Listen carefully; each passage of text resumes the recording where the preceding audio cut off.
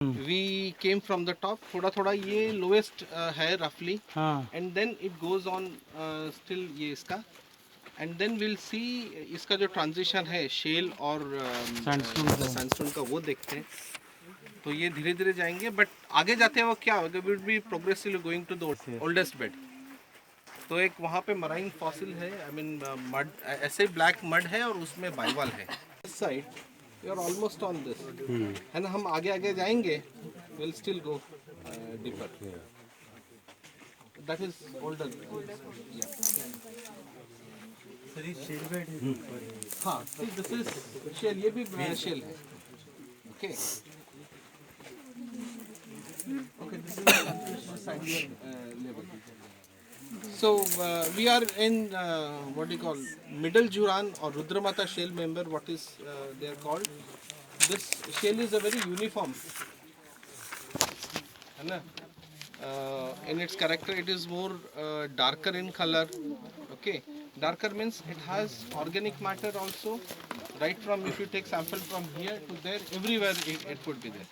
Okay, but what happens here? Here there are some smaller nodular bands or concretionary bands or sandier bands here. Okay, and as you go down, the shell becomes more thick. Okay, so Sir, is this shale is hydrocarbon bearing or? see, it has organic matter. Okay, but the problem with hydrocarbon is, if you have organic matter, that is okay. For example, if you have any raw rice or pulses, that is there, good with you. If you're hungry, you can cook. But the problem is, do you have water?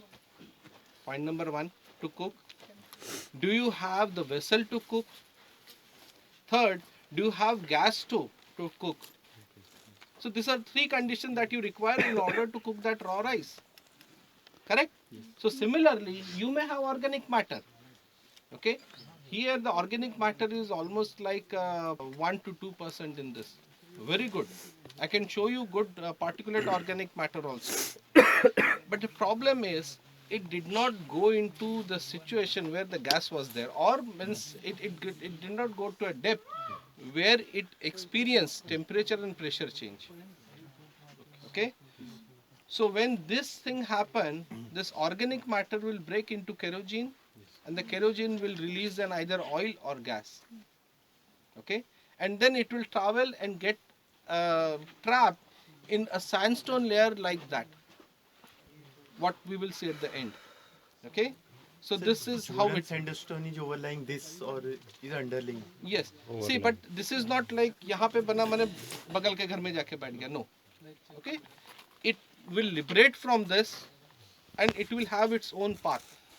Okay, this path will depend on the pressure gradient, Yes. and then ultimately go and stop somewhere. Sir, actually these concretions I have found in Lyra River section, Yes. in sandstone also. Yes. And sir, according to Utaha sandstone study, I have found that they are formed through hydrocarbon bearing reducing fluid interaction with oxygenated groundwater. Yes. So I was thinking maybe the hydrocarbon bearing reducing fluid No. is maybe No. coming from shale. No, that condition is very different. Here in this condition, the concretion are mainly sideritic concretion, siderite. Okay, you will see while we go ahead. Now, what happens here is, this will typically form when there is a freshwater influx in marine system. That is one of the condition in which you will get siderite concretion. Okay, so So these are siderite, but in the sandstone which I have found, that I'll have to see. sir, they are actually ferruginous sandstone. Yes. The iron has been. So maybe iron, what happens with the iron, the problem is it is very mobile.